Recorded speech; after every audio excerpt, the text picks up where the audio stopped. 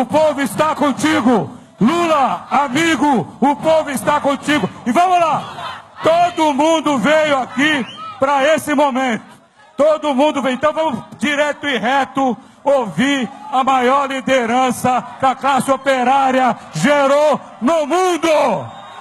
O nosso Cavaleiro da Esperança, o nosso comandante, o nosso líder, Luiz Inácio Lula da Silva.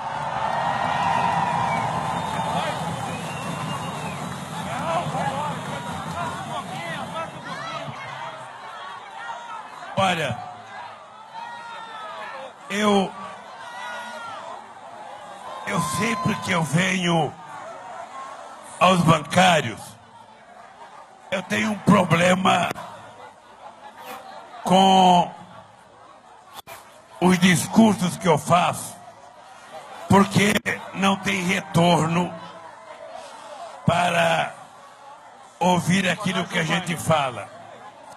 Eu não vou mais cobrar com Pera Gilvândia, porque eu já cobrei todos os presidentes dos sindicatos. E é muito ruim quando a gente fala que a gente não ouve o som, porque a gente tem que gritar cada vez mais, e cada vez mais a gente ouve a gente mesmo.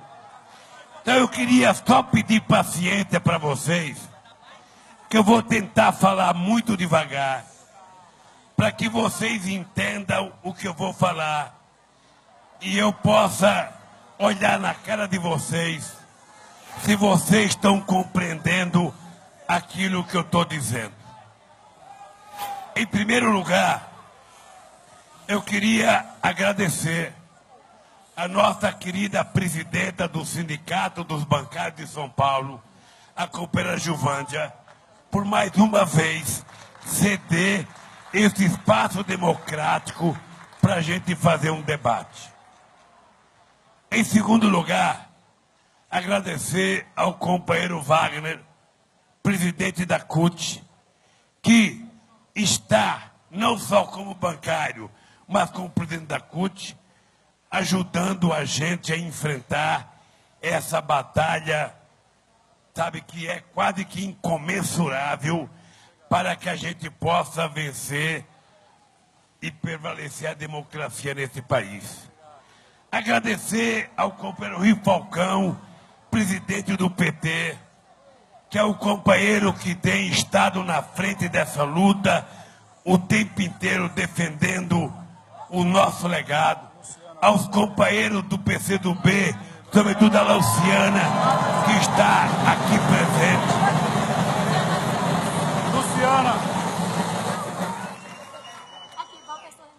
Falar da companheira Karina, nossa presidenta da UNE, que tem nos ajudado. Ao nosso extraordinário companheiro Fernando Haddad, que será prefeito de São Paulo, eleito em 2016. Quem mais?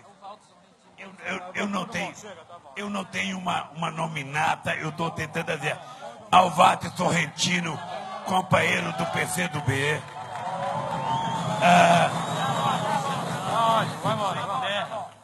Aos companheiros do Movimento Sem Terra que estão aqui representados. Aos companheiros prefeitos aqui representantes. Companheiro Marinho, companheiro Lapas e outros prefeitos. Ao companheiro Emílio, presidente estadual do Partido dos Trabalhadores. Ao companheiro Lapas e o companheiro Feijó, que são secretários nacionais do Ministério do Trabalho e da Previdência Social. Ao companheiro Padilha, secretário da Saúde, aqui no estado de São Paulo. E ao companheiro Vicentinho. Sem teto também. Bem, aos companheiros sem teto, aos companheiros do Movimento Sem Teto, ao JS.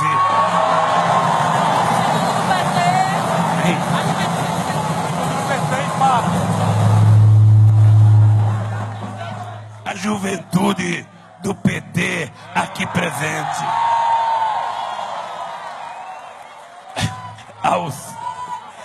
Aos companheiros e às companheiras. Eu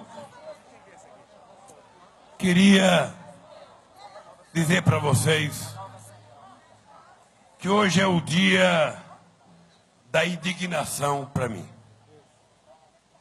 Eu já sofri muitas coisas nesse país. Eu já fui preso quando era presidente do Sindicato dos Metalúrgicos, em 79 e em 80.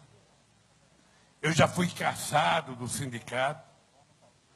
Eu já perdi eleições para governador do estado de São Paulo em 82. Eu já perdi eleições para presidente em 89, 94 e 98. E em todas as vezes em que eu sofri revés e fui derrotado, eu me comportei como um democrata, como uma pessoa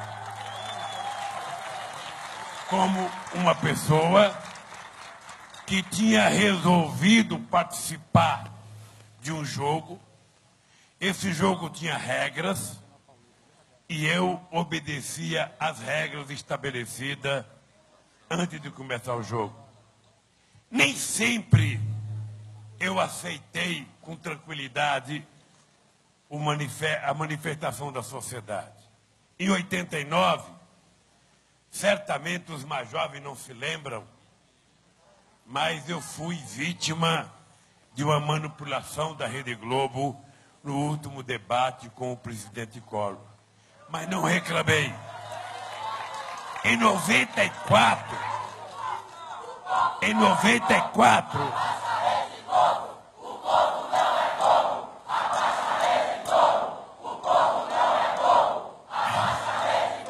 94 e em 98, nós participamos de uma campanha em que não houve um único debate, porque o candidato das elites brasileiras não participou de debate e nunca apareceu uma cadeira vazia. O Fernando Henrique Cardoso foi no único debate da Bandeirantes e nunca mais compareceu em debate, porque eles não queriam que eu, Ciro Gomes e Brizola pudéssemos questionar o Brizola. E nós não reclamamos, aceitamos o jogo. Agora, acontece que água mole em pedra dura, tanto bate até que fura, que eu virei presidente da República em 2012.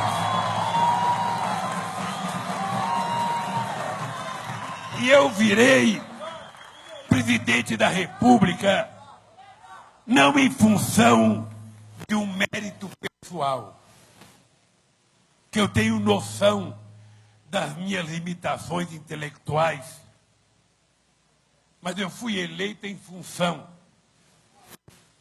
da consciência política do povo brasileiro que me elegeu. E pela primeira vez na história deste país, aquelas pessoas do andar de baixo, aquelas pessoas do degrau zero, conseguiram subir um degrau na escala social desse país. Eu sei que não era muita coisa, mas os negros começaram a ser mais respeitados. Os índios começaram a ser mais respeitados. As empregadas domésticas começaram a ser mais respeitadas.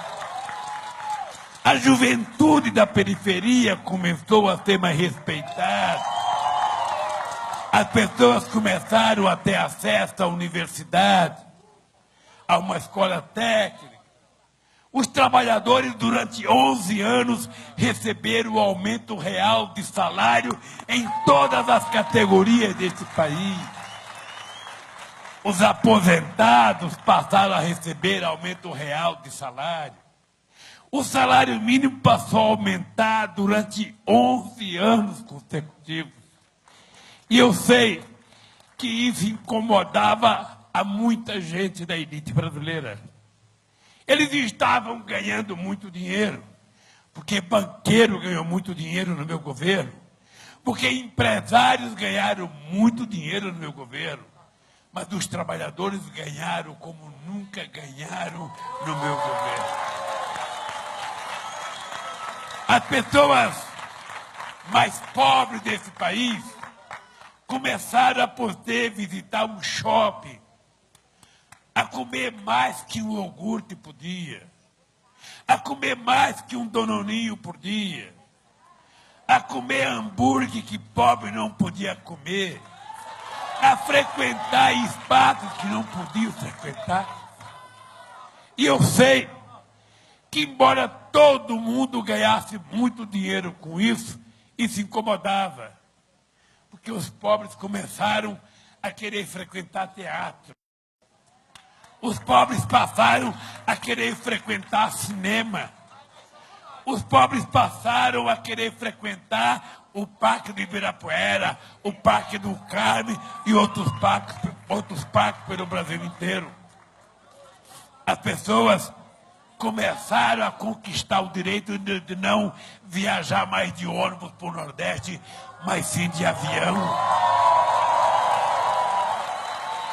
As pessoas já não queriam mais visitar apenas os seus parentes no Nordeste.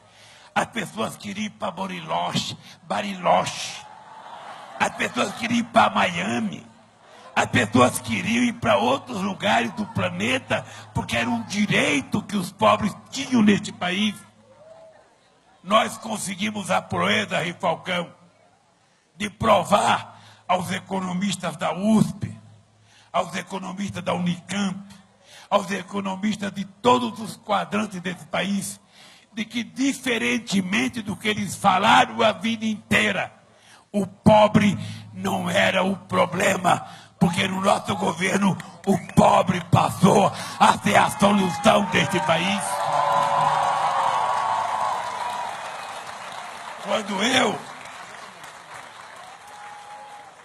Quando o Estado emprestava R$1 bilhão para um Gerdau, para um Abílio Diniz, para qualquer outro empresário, esse dinheiro ia para a conta bancária para fomentar a especulação.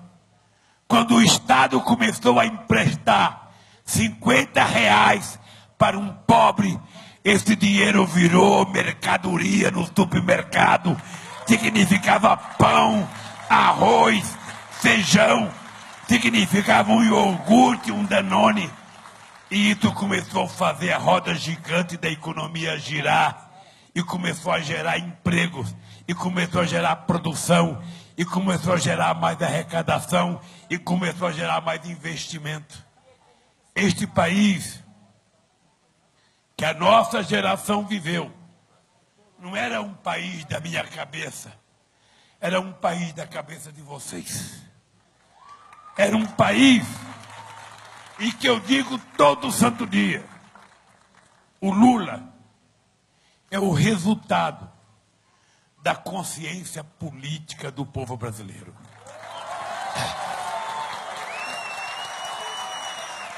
Se vocês evoluíram, eu evoluía.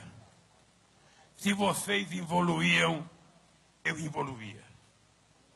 Eu não tinha conhecimento específico e muito menos conhecimento geral para fazer as coisas que eu fiz.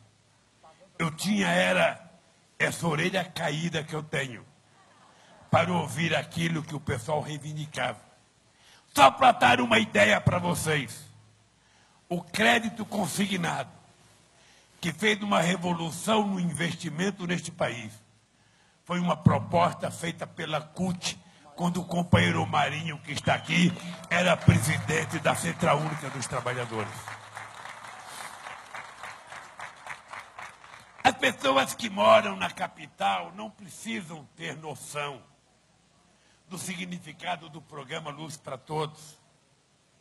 As pessoas não têm noção, quem mora na Avenida Paulista, ou quem mora numa rua que tem energia elétrica com asfalto, guia e sarjeta, do que significa um programa chamado Luz para Todos, que levou energia na casa de 15 milhões de pessoas, que fez uma mulher pobre do interior deste país saltar em 1 minuto do século XVIII para o século XX e ver o seu filho aprender a fazer a lição de casa, não cheirando o cheiro do querosene de uma lata de refrigerante com querosene ou gasolina queimando um pavio, mas vir a revolução ficava uma luz acesa que muitas vezes nós desprezamos tanto aqui nos centros urbanos.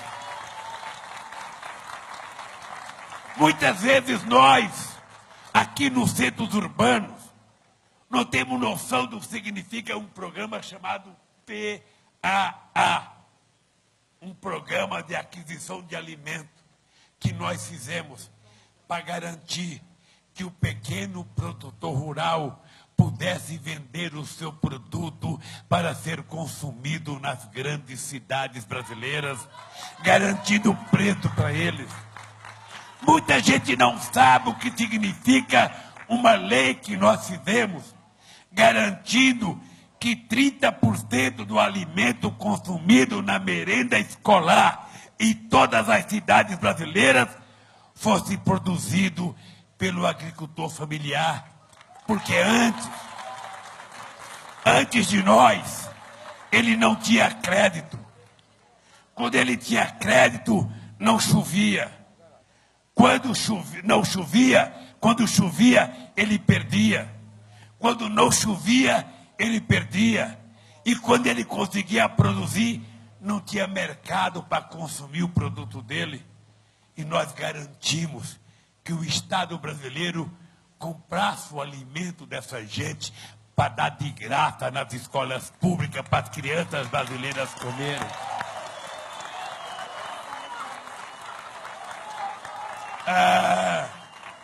Meus queridos companheiros e companheiras, eu lembro e agradeço de coração o papel da UNE, da solidariedade conosco, quando a gente resolveu garantir que negro tinha direito à universidade. Eu não conseguia me conformar de saber que neste país um negro não podia ser gerente de um banco. Um negro não poderia ser um dentista. Um negro não podia ser um engenheiro. Um negro não podia ocupar um cargo de dentista ou de médico, porque negro nasceu, na lógica deles, para ser servente de pedreiro ou limpador de rua nos grandes centros urbanos desse país. E nós resolvemos mudar isso. Não é uma tarefa fácil. Não é um decreto-lei, uma medida provisória. É quase que uma obstinação de criar uma consciência na sociedade brasileira. Eu tinha consciência de que a gente não iria acabar com o preconceito racial se a gente não levasse para as escolas públicas a história africana, para eles saberem como é que o negro tinha sido escravo nesse país. Eu tinha consciência que a gente não iria criar uma consciência latino-americana se a gente não criasse a UNILA, para que as pessoas aprendessem concretamente o que é a história da América Latina.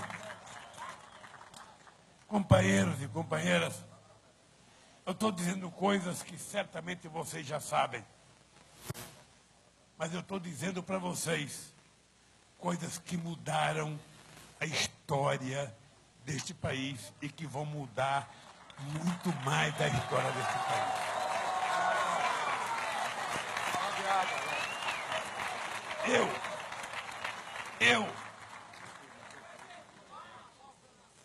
Eu às vezes fico boquiaberto e ofendido com a ignorância da nossa elite.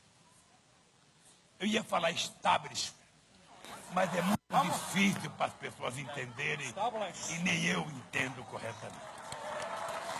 Mas eu, às vezes,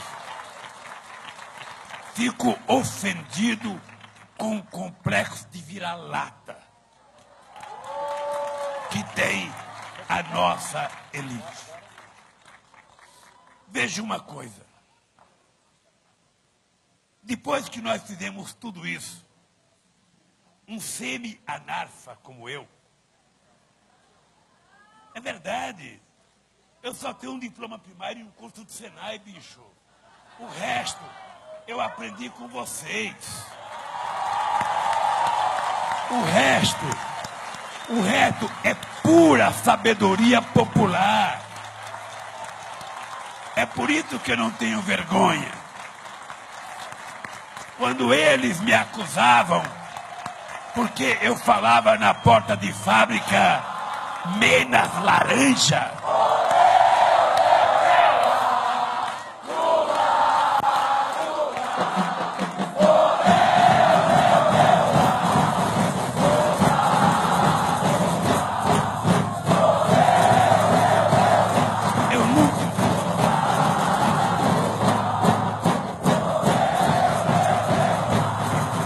Sabe,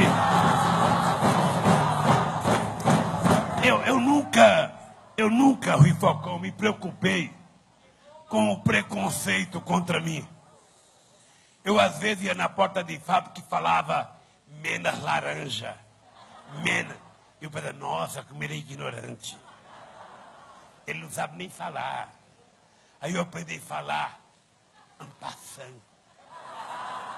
Eu aprendi a falar coisa chique. E eu aprendi uma coisa fantástica, que era o seguinte. Eu aprendi a falar coisas que o povo compreendia. E aprendi com alguns educadores brasileiros que quando a gente fala uma coisa a primeira vez e as pessoas não entendem, as pessoas são burras.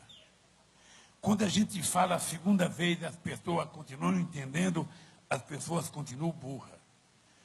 Mas quando a gente fala a terceira vez e as pessoas não entendem, burro é quem falou, porque as pessoas não podem ficar sem entender. E eu passei a ter certeza que cada mulher e cada homem deste país entendia cada palavra que eu falasse nesse país. As pessoas não estavam procurando nenhum erro gramatical. As pessoas sabiam cada coisa que eu falava, porque tocava profundamente na alma deles.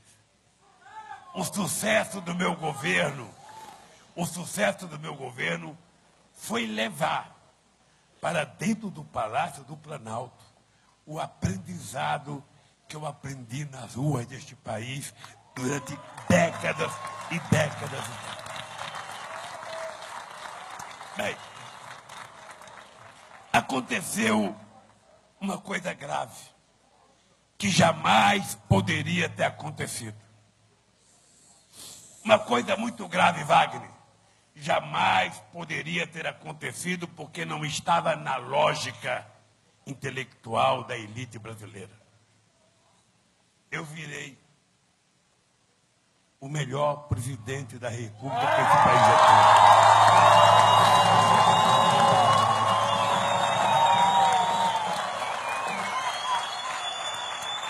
Mas, mais importante ainda, eu passei a ser o melhor presidente do começo do século XXI no mundo inteiro.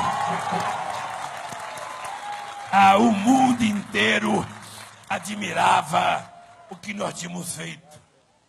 Como é que pode aquele país que era considerado uma republiqueta de bananas, aquele país que era lembrado com carnaval e com futebol, como é que pode aquele país eleger um presidente torneiro mecânico quase que analfabeto?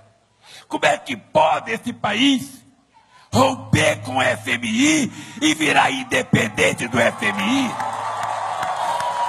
Como é que pode? Como é que pode esse presidente da República fazer uma política social que gerou 22 milhões de empregos formais? Como é que pode esse presidente, durante 12 anos, todos os trabalhadores ter aumento real de salário? Como é que pode esse analfabeto ser o presidente que mais fez universidade na história deste país, escola técnica desse país? Como é que pode? Não é possível, não estava escrito em nenhum livro de sociologia. Fernando Henrique Cardoso não escreveu isso nos livros dele. Ninguém escreveu. Eles estavam acreditando no meu fracasso. O meu fracasso significava o retorno deles.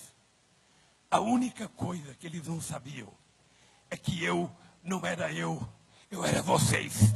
A única coisa que eles não sabiam é que eu representava um sonho acalentado por milhões de pessoas durante anos, dos sem terra, dos sindicatos, da CUT, dos catadores de papel, das mulheres, da saúde. Eles não acreditavam. Eles não tinham noção de que um presidente poderia receber rancenianos do palácio e dar aposentadoria para eles. Eles não tinham noção que eu poderia, naquele palácio de príncipe e presidente, receber catadores de papéis, movimento sem teto. Eu não esqueço nunca, quando em Brasília começou um debate que shopping, igreja e metrô não aceitavam que cães e guia pudessem entrar no metrô na igreja.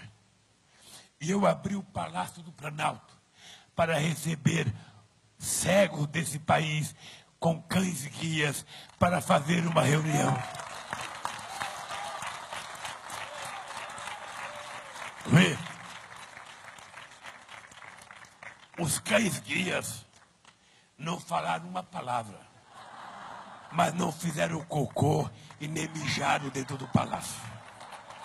Numa demonstração de que pela primeira vez na história deste país, aquele palácio estava sendo governado por alguém que entendia que o dono dele era a sociedade brasileira, e me veio a memória do Mandela em 94. O Mandela me recebeu em 94 e eu fui ao palácio, lá na África do Sul. E a coisa mais extraordinária que aconteceu não é que o Mandela recebia o povo nem queria isso. O povo queria tocar a mão, o povo queria encostar na parede do palácio, porque durante décadas e décadas eles não podiam chegar a 2 quilômetros do palácio.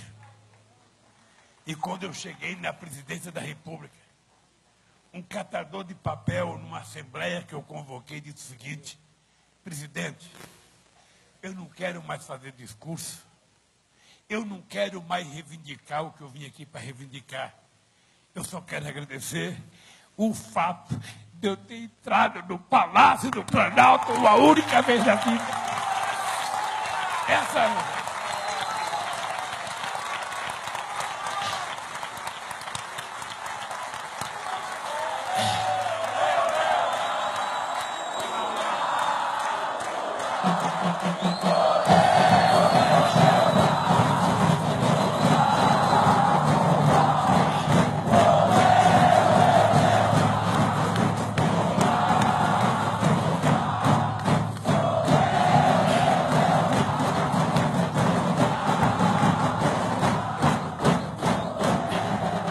Essas coisas, companheiros, mudaram a história deste país. Essas coisas mudaram o paradigma deste país. A sociedade aprendeu que era possível construir um novo mundo. A sociedade aprendeu que era possível construir uma nova lógica para a sociedade brasileira. Era tão bom ser tão bom. Era tão bom tratar as pessoas bem. Era tão bom tratar as pessoas com carinho. Era tão bom as pessoas perceberem que o palácio não era meu, era deles. Era tão bom as pessoas perceberem que o Lula não era um presidente, o Lula era um deles que tinha chegado lá e, portanto, ele se sentiu igual o Lula chegou.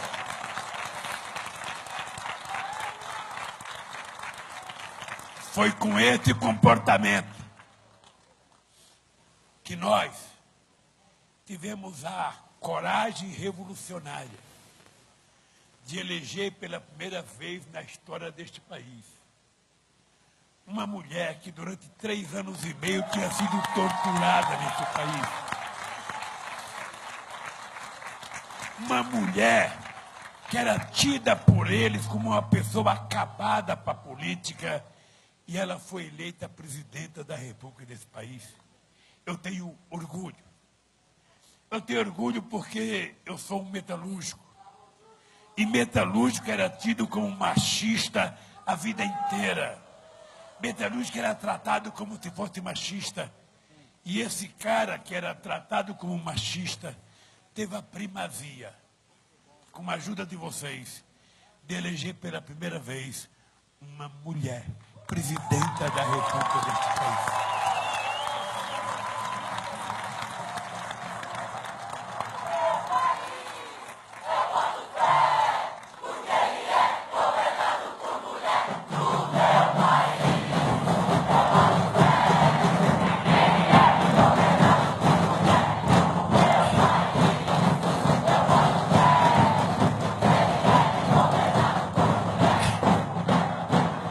Companheiros, eu vou entrar agora numa parte da história que vocês conhecem. Nós tivemos a eleição de 2014. A eleição mais difícil da história deste país. Eu nunca vi uma pessoa ser tão agredida como foi a Dilma. Eu que achava que a elite brasileira tinha preconceito contra nordestino e analfabeto, eu descobri que muito mais grave do que o preconceito contra mim era o preconceito contra a mulher.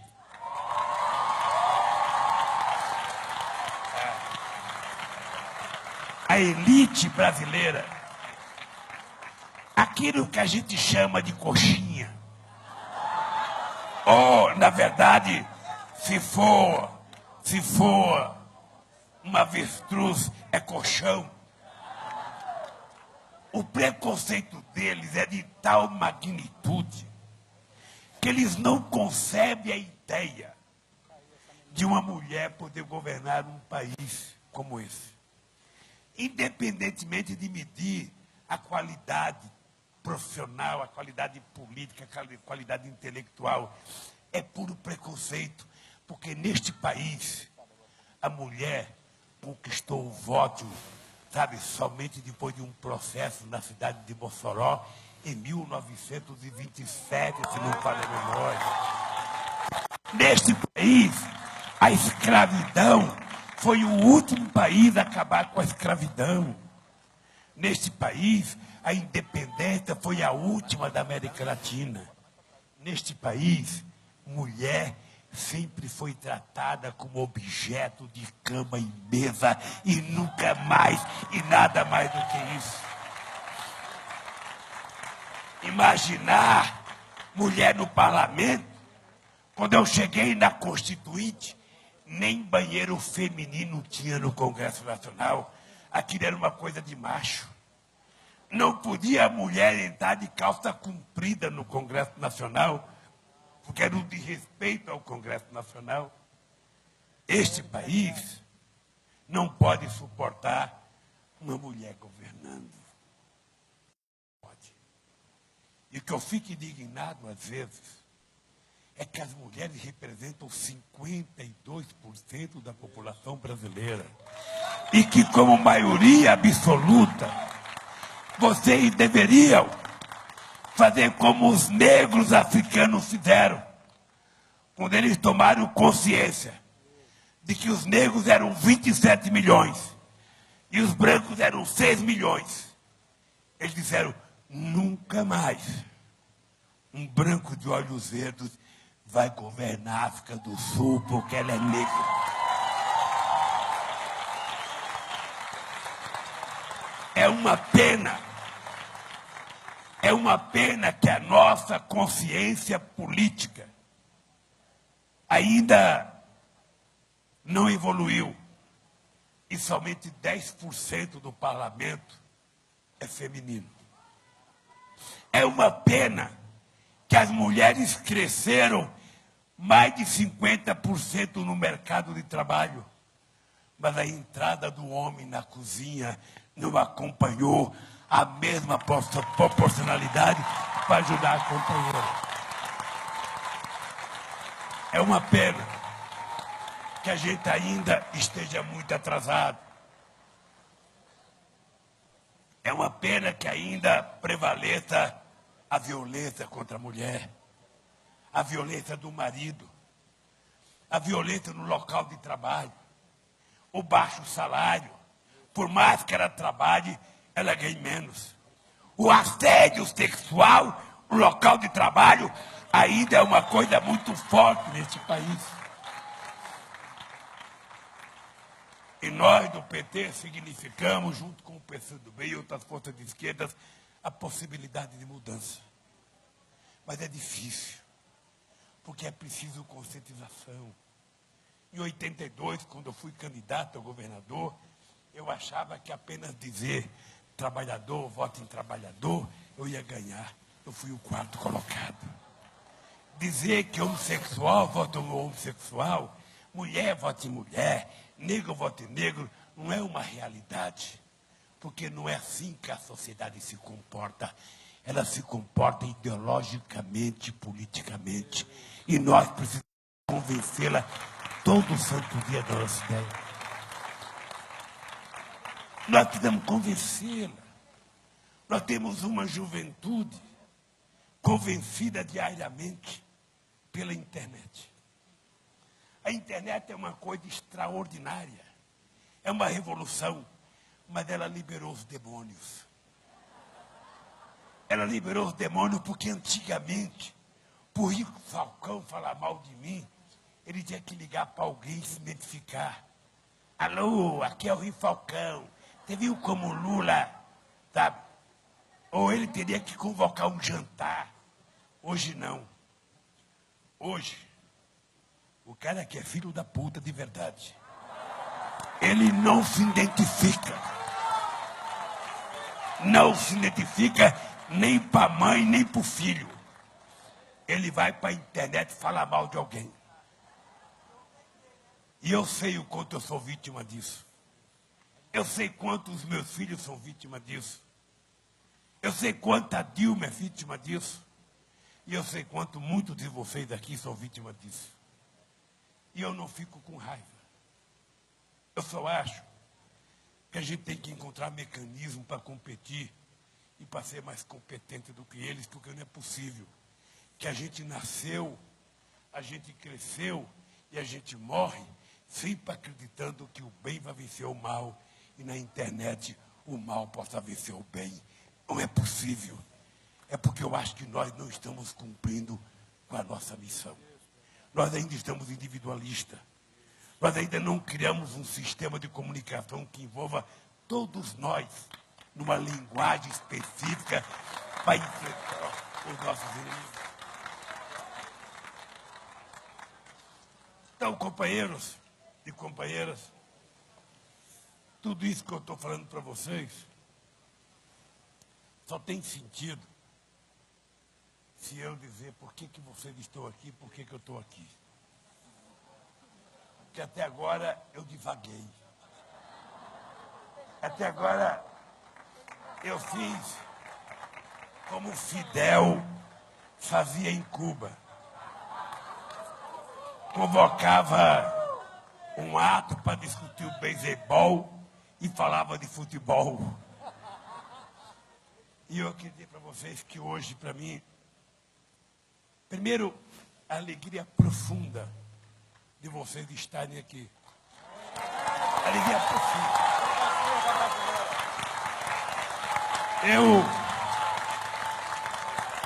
Se tem um ser humano neste país que aprendeu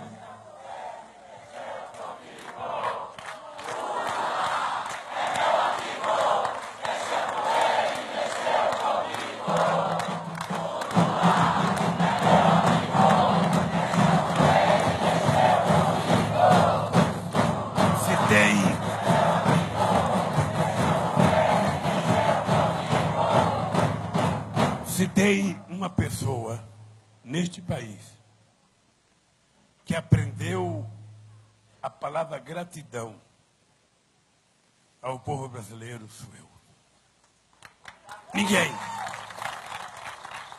Ninguém pode ser mais grato. Ninguém ao povo brasileiro do que eu. Eu digo sempre, Wagner, que Deus foi muito generoso comigo. Tem muita gente que não acredita em Deus. Tem muita gente que pensa que acredita, mas não acredita. Eu acredito em alguma coisa superior. Porque não é normal que um cara que veio da onde eu vim, que estudou como eu estudei só o 4º ano primário, tenha primazia de ter sido escolhido para ser presidente da República deste país.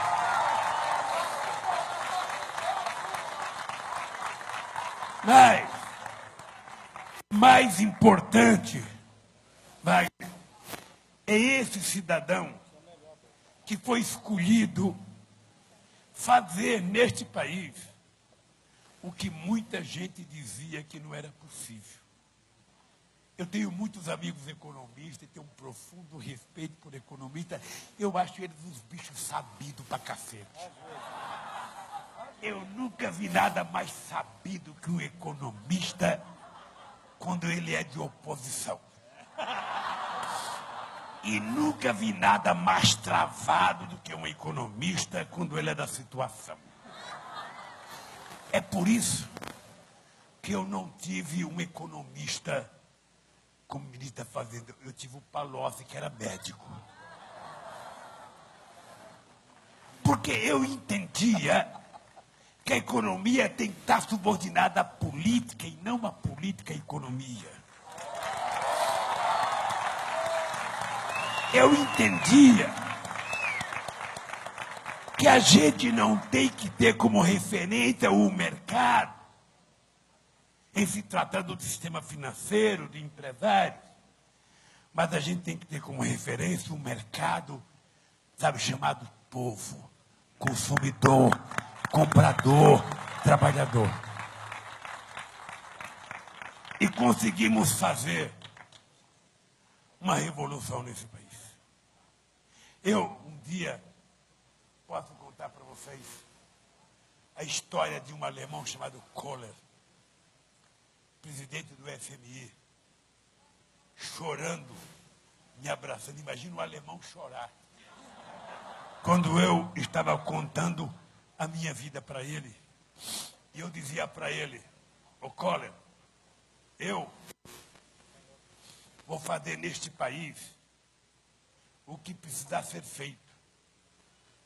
Porque eu vou trocar toda a gordura política que eu tenho pela necessidade de fazer um ajuste e conquistar a confiabilidade no mundo para fazer esse país crescer. Isso foi em Paris, em 2004.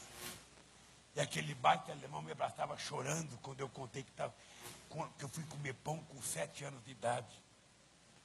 Quando eu contei para ele que eu tomava café de manhã com uma cuia de farinha com café preto durante muitos anos. Aquele baita daquele alemão começou a chorar e eu falei, porra, ganhei esse cara. Ganhei esse cara. esse cara vai passar a compreender o meu papel neste país. E passei a ir até apoio de presidente como Chirac, de ter apoio do Gordon Brown, que era ministro da Fazenda da Inglaterra, e do Tony Blair, que era primeiro-ministro, de ter apoio do presidente Bush, de ter apoio do presidente da Itália e do primeiro-ministro da Itália, de ter apoio do Schröder da Alemanha, de ter apoio do Hu Jintao da China, de ter apoio do companheiro Putin da Rússia. As pessoas passaram a compreender que algo diferente acontecia neste país. Algo diferente acontecia. E eu não me esqueço nunca, quando em 2005, se não falha a memória, eu chamei o companheiro Rato. O Rato era um espanhol, um nome muito sutil. Ele Rato, ele presidente do Fundo Monetário Internacional, era um espanhol. Liguei para ele e falei, companheiro Rato, aqui quem habla é ele, presidente Lula do Brasil. Um espanhol impecável. E eu queria te dizer algo. Eu quero saudar a Deuda. Porque quem não sabe falar espanhol fala Dilda. É Deuda. Com o Fundo Monetário. No, Lula. Pero el FMI não precisa de dinheiro. El FMI confia no Brasil. El FMI não quer. Eu falei, não. Eu aprendi, Raton. Eu aprendi com a minha mãe, que era analfabeta, que a gente não pode dever se a gente não precisa dever. Eu quero pagar. Aí chamei El Raton em Palácio do Planalto e que tenha deuda externa. El Brasil não deve mais nada. Agora o Brasil é credor. Vocês devem ao Brasil, porque nós emprestamos dinheiro para vocês. Vocês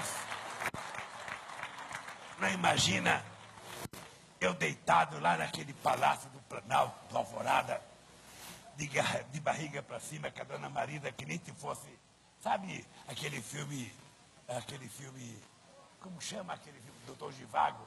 Aquela cena que a Lara deitado no braço do Doutor Zhivago, Marida deitada aqui, e eu falava, minha Lara, nós outros não devemos mais nada ao Fundo Monetário Internacional, nós outros quitamos do Fundo Internacional.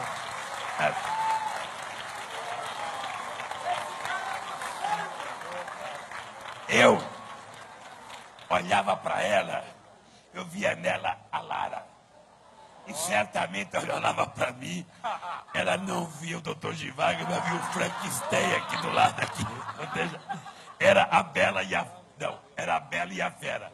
Mas de qualquer forma, gente, foi um orgulho, uma coisa estupenda, uma coisa. Vocês não têm noção dessas coisas quando a gente está lá. Vocês não têm noção quando eu fui na Bahia inaugurar um programa Luz para Todos, que eu cheguei numa casa, tinha uma mulher, na verdade 2 mulheres, mães solteiras, com 2 filhos fazendo lição da escola num caixote, com uma latinha de Coca-Cola com pavio, com querosene, aquela fumaça preta na cara da molecada. E eu cheguei 7 horas da noite, peguei a mão da mulher e fui na tomada e acendi a luz. Ô, gente, quem mora na Avenida Paulista não tem o direito de sentir a sensação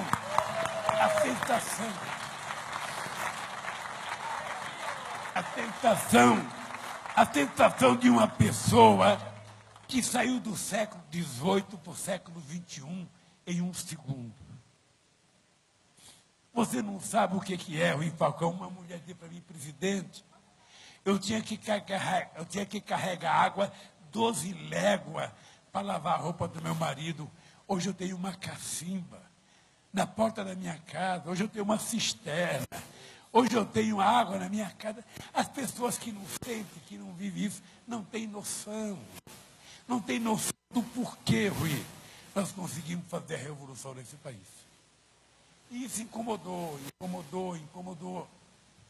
Eu deixei a presidência, a Dilma deu sequência, mas isso continuou incomodando. O ProUni, que foi uma revolução, eu não esqueço nunca.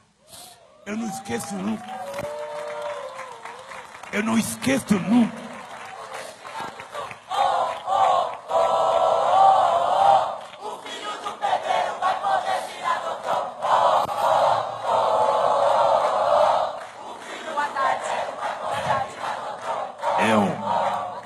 Eu tá aqui do meu lado, estava aqui do meu lado, acho que já foi embora, o companheiro Haddad. Que é prefeito de São Paulo.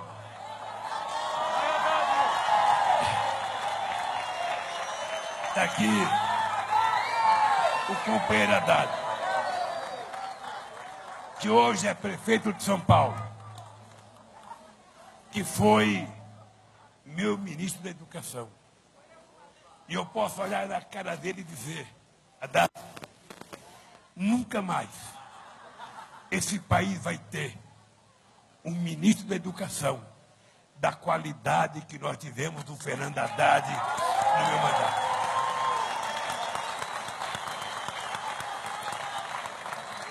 Porque era uma necessidade de fazer com que a gente recuperasse este país através do investimento na educação. Fazer com que o pobre tivesse acesso, levar doutores e mestres de São Paulo para dar aula em Tocantins, para dar aula em Jari, para dar aula no Piauí, para dar aula em Garanhuns e em Caruaru. Era quase que impossível imaginar que nós pudéssemos, em pouco tempo, fazer 17 universidades e fazer 176 campos de universidade novos. Era quase que impossível a gente imaginar fazer o Reúne. Eu não esqueço nunca quando uma negra de Belo Horizonte, uma mulher maravilhosa, mãe de 2 filhos, do ProUni, falou para mim, presidente, eu estou na universidade e eu sinto preconceito na sala de aula, porque eu sinto do lado de alunas que não concordam que eu estude de graça, que não concordam que eu esteja recebendo bolsa do governo e elas não, porque elas têm renda superior àquilo que a gente exigia. E ela me disse, mas presidente, eu encontrei um jeito de derrotar essa gente. Ao invés de ficar lamentando, eu estudei mais do que elas e sou melhor do que elas dentro da sala de aula. Bem, esse legado que eu estou contando para vocês, os meios de comunicação e a elite brasileira querem apagar. Eles querem que a gente esqueça disso. E agora, Rio Falcão, eles estão dizendo que a crise econômica é porque nós investimos nos pobres. Ah, esse Lula investiu nos pobres. Esse cara criou Bolsa Família. Esse cara criou o programa de assistência alimentar. Esse cara criou Luz para Todos. Esse cara criou ProUni. Esse cara criou FIES. Esse cara criou tantos programas. Esse desgraçado é responsável pela crise econômica que a gente está vivendo agora. É isso que eles querem dizer.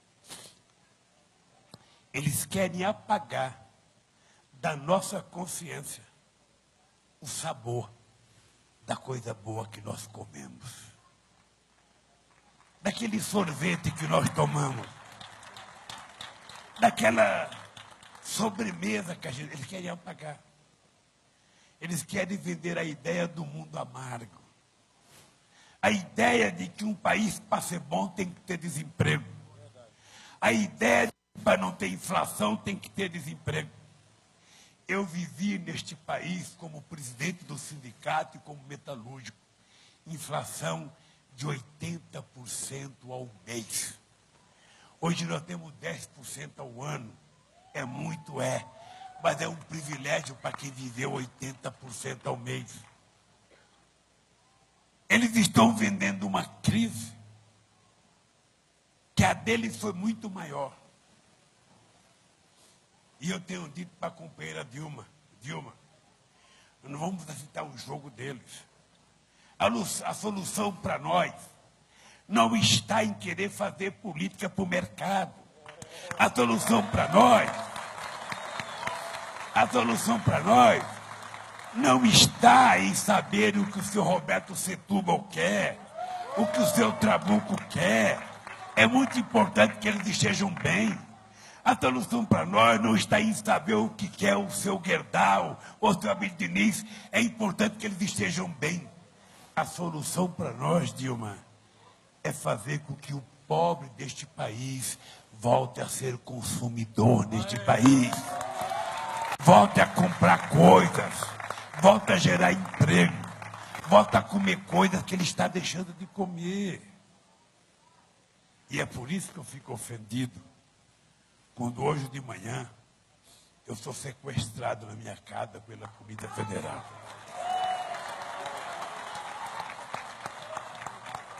Veja, eu estava de férias em janeiro. Eu fui convidado para ir na Polícia Federal prestar um depoimento em Brasília. Eu suspendi a minha férias, Fernando Haddad, e fui a Brasília. Depois eu fui convidado pelo Ministério Público, eu fui outra vez a Brasília prestar depoimento. Depois eu fui convidado pela Polícia Federal, eu fui outra vez, 3 vezes eu fui a Brasília prestar depoimento. O senhor Moro não precisaria ter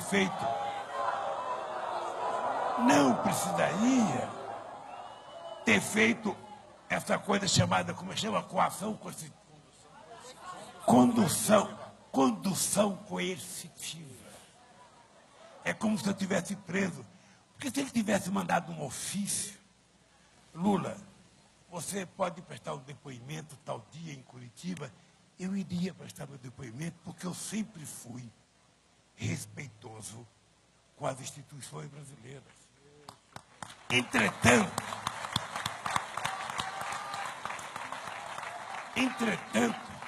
o que eu vi hoje foi um show de pirotecnia. Foi um show. Eu não sou advogado, não posso falar, mas a gente está com a liminar na Suprema Corte. Hein? A gente está com a liminar. Antes dela negar, como negou hoje, ele, com medo dela não negar, ele resolveu fazer o espetáculo dele. Então, houve um espetáculo. Então, eles estão julgando um apartamento que eles dizem que é meu, que não é meu. Que se for meu, eles vão ter que me dar. Porque só tem um jeito do apartamento ser meu. É alguém comprar e me dar.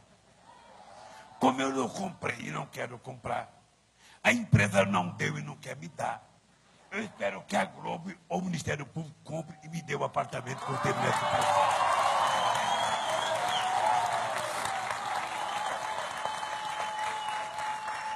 Eles dizem que é meu uma chácara que não é minha, que é do Fernando Bittar, filho do Jacó Bittar, que é meu companheiro de 40 anos de sindicato e do PT, e que comprou uma chácara com o dinheiro da sua poupança para garantir que eu tivesse um lugar para descansar quando eu deixasse a presidência. Pago com cheque administrativo. Não que eu não pudesse comprar, é que eles não me ofereceram, eles compraram. E falaram, Lulinha, use Lulinha, use Lulinha. Eu comecei a usar. Isso virou crime, Rui. Eu não posso usar, não me convide para ir dormir na sua casa, que eu não posso dormir. Não me convide. Aí eles inventam uma série de coisas, ou seja, alguém vai ter que me dar chácara também. Eu espero que quando terminar esse processo, eu tenha um apartamento e uma chácara que eu não tenho hoje.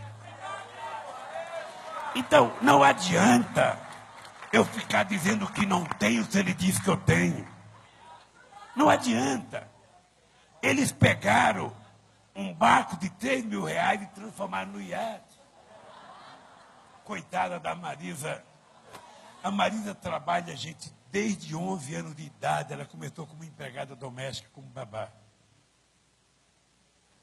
A Marisa comeu o pão que de mão assou, porque eu nunca tive tempo de cuidar dos meus filhos. Ela é que cuidou dos meus filhos. Ela não só pariu eles, como ela é que cuidou desses meus filhos. E de repente eu vejo a Marisa ser chamada para investigar. Eles poderiam chamar a mãe deles.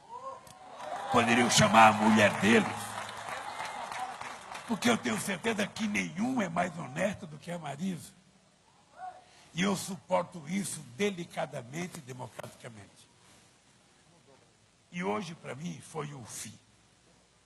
Hoje, para mim, foi uma ofensa pessoal. Uma ofensa ao meu partido. Uma ofensa à democracia. Uma ofensa ao Estado do Direito.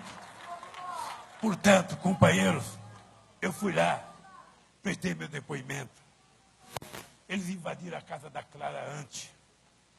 Eles foram pegar o Paulo Okamoto. Eles foram pegar meus filhos. Filho meu que não tem nada com nada, eles foram de manhã lá e entrevistaram toda a minha família. Só faltou pegar minha neta de 1 mês de idade.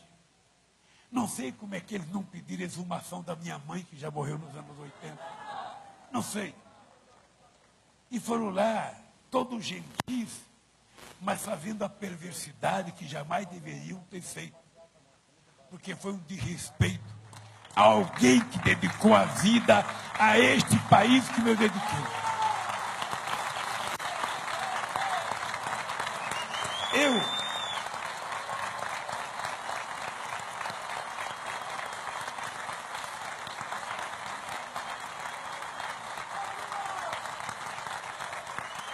As perguntas, Rui, as perguntas são as mais esdrúxulas possível. Só falta perguntar, você conhece o Wagner? Conheço. Você conhece o Bacari? Conheço. Você conhece o Paulo Okamoto? Conheço. Você foi fazer palestra? Fui. Hoje, o que essas pessoas não têm ideia é que eu terminei o meu mandato em 2010 como o mais importante presidente do começo do século XXI.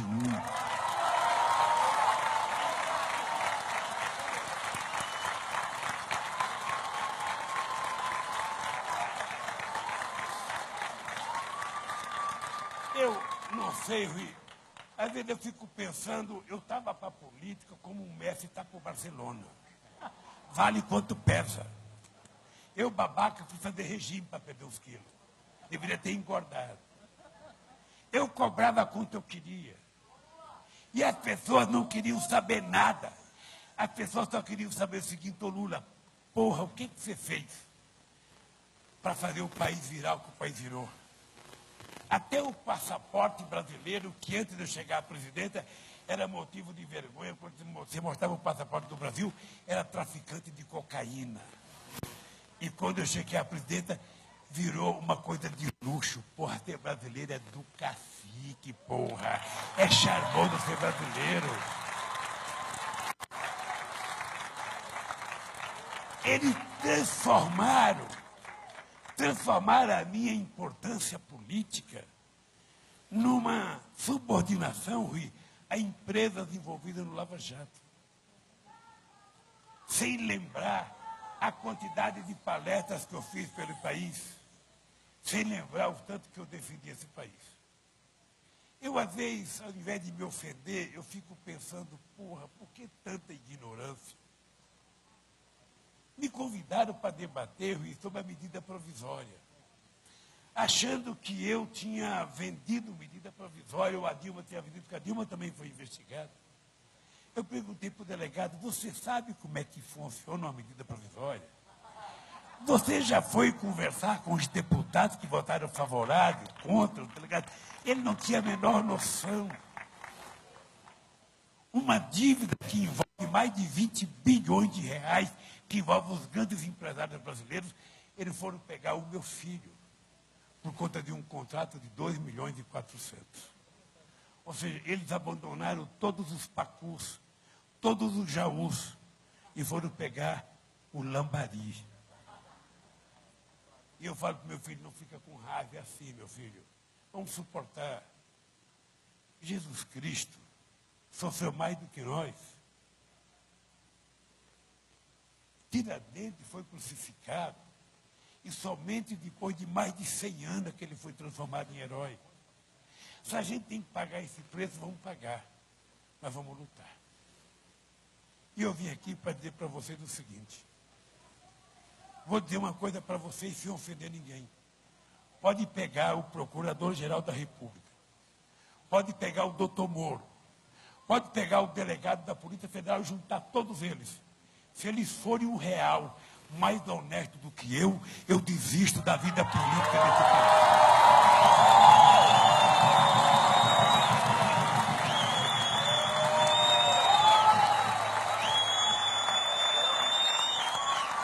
Agora, não tentem criminalizar a minha atividade política. Porque eu faço política de cabeça erguida nesse país. Eles sabem que eu tenho lado. Eles sabem que eu dizia quando eu era presidente. Eu sou presidente de todos. Mas eu governo como o coração de mãe. Eu vou tratar daqueles que mais precisam do Estado brasileiro, que as pessoas mais pobres desse país. Eu ia até desistido. Eu tinha até achando que, bom, minha vida política acabou. Velhinho com 70 anos. Mas hoje, eles acabaram de fazer uma provocação.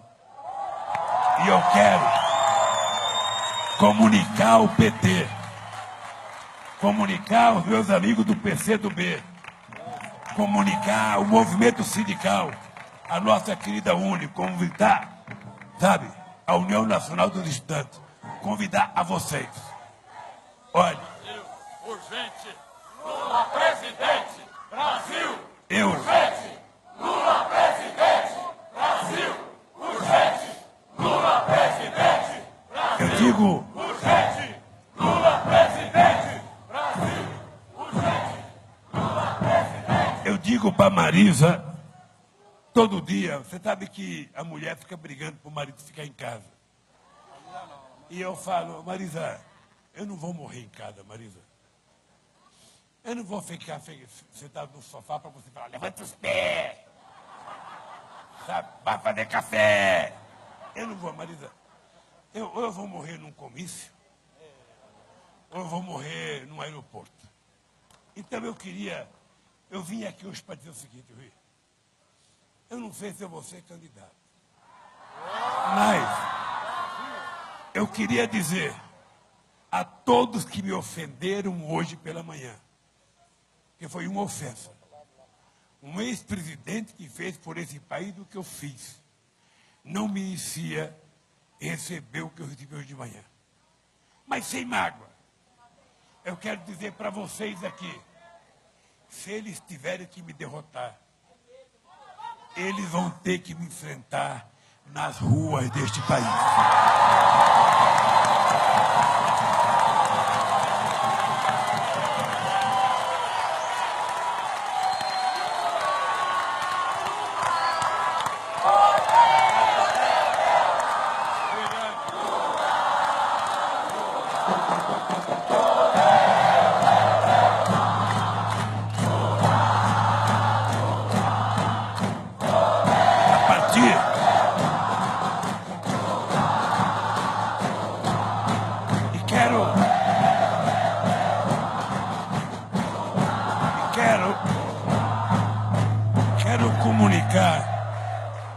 Quero comunicar aos dirigentes que estão aqui nesse palanque.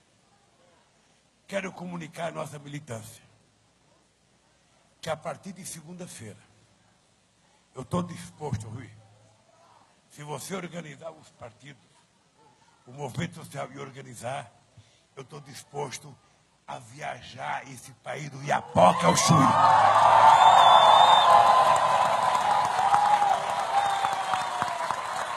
Eu estou disposto. Se alguém pensa que vai me calar com perseguição e denúncia, não sabem que eu sobrevivi à fome. E quem sobrevive à fome não desiste nunca. Eu não sou vingativo. Eu não carrego ódio na minha alma. Mas eu quero dizer para vocês uma coisa. Eu tenho consciência do que eu posso fazer por esse povo. E tenho consciência do que eles querem comigo.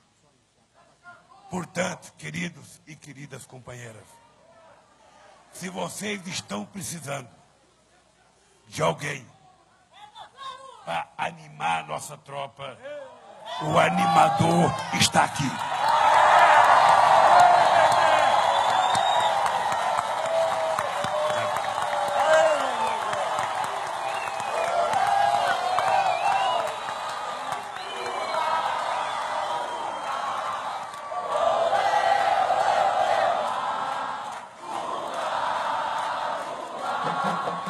Olha,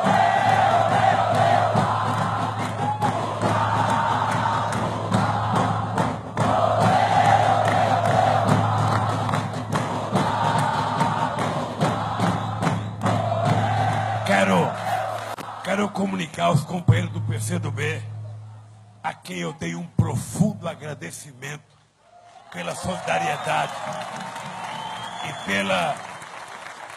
pela aliança comigo desde 1989.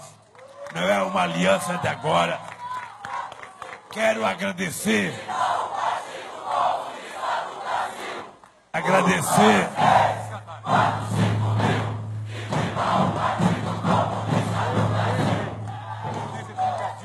Quero agradecer.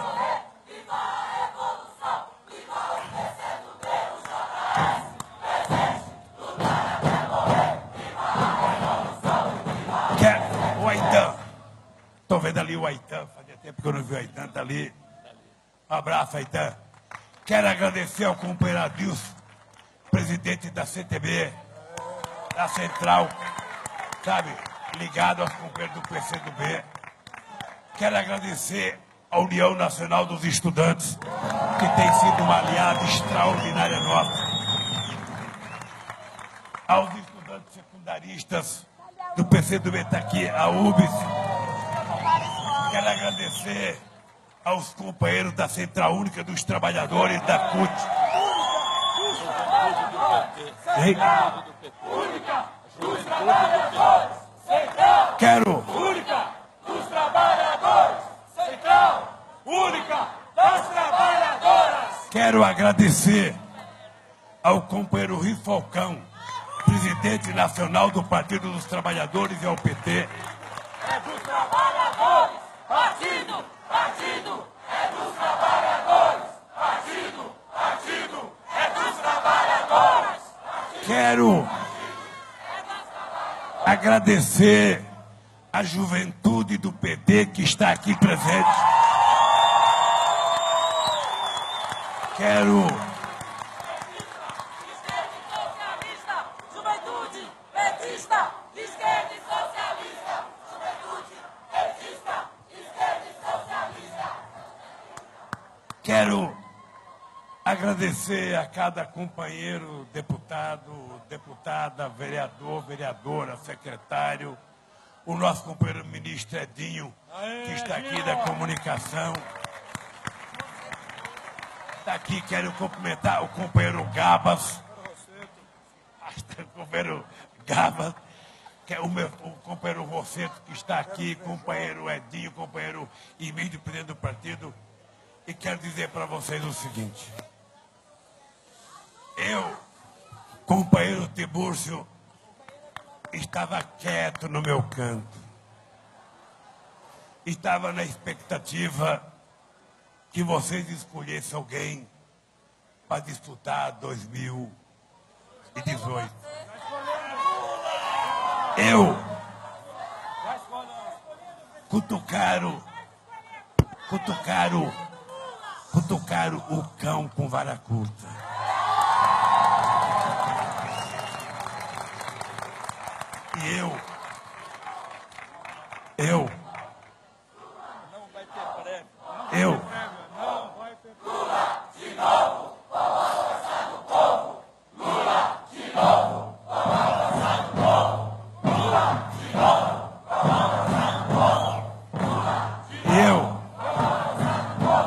E portanto, eu quero me oferecer a vocês. Esse jovem de 70 anos de idade, com tesão de um jovem de 30,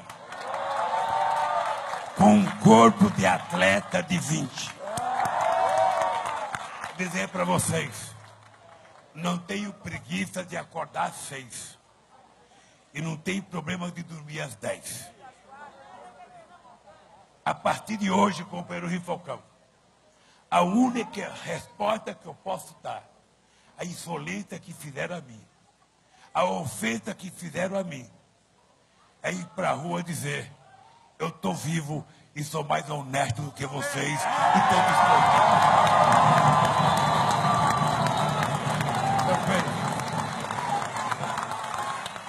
De coração.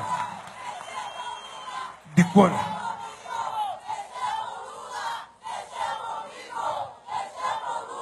Olha, de coração, Rui, eu quero agradecer a cada um de vocês. Agradecer do fundo da minha alma. Eu vou voltar para casa para conversar com a Marida, porque eles reviraram a minha casa, Rui.